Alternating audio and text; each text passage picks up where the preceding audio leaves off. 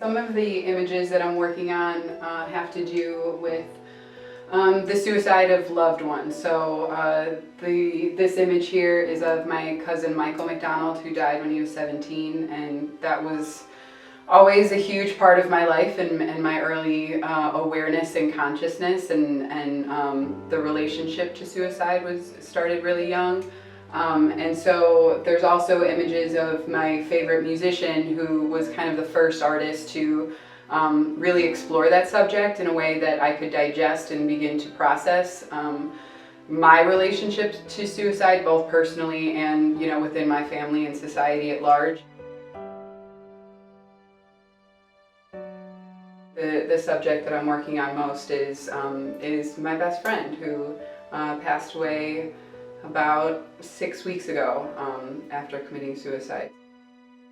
So that's kind of my goal, is how do I take something that is tragic and at least like keep his spirit and offer that to other people. The first piece that I started with was my cousin Michael, and so what I did was I found transparencies and I digitally manipulated an image and printed it onto a transparency, and then did the cyanotype method with that. So the notion of something being ripped open or broken open is very much like the underlying theme. When I was in the studio on these two, when the image was revealed in the washing process, you couldn't see his face.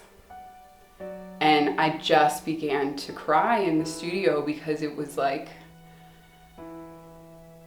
really like devastating. But at the same time, I realized that like in this picture where he is with his nephew, that his hands are still tangibly wrapped around him. So even if it's not something that you can see, you can still feel it. So those were moments that I feel like the process helped me process, you know. It was like these moments where I still do feel him, and that's how I keep it alive.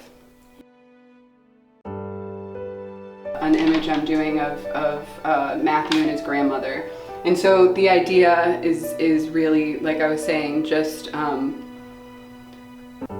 can't imagine the day that like you're supposed to be celebrating life when you've experienced devastating loss. And I think that by not shying away from that loss, but by acknowledging and by saying, I know you're hurting, I know that this is probably one of the hardest days of your life, and I know that this is, you know, next to when you lost him, that like the grief you feel when you don't get a phone call.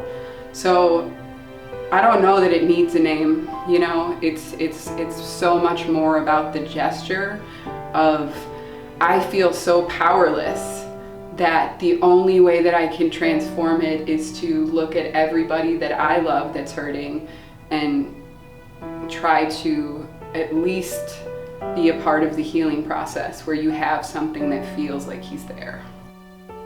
I think a lot of the times those of us, I should say, who find ourselves in that sort of desperate plight of believing that we no longer have worth or value,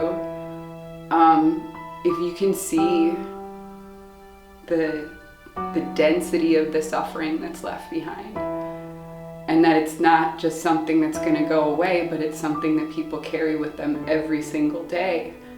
And it is a matter of finding it just one person that you can reach out to, or just one thing, one way that you can reach out. I think it's huge.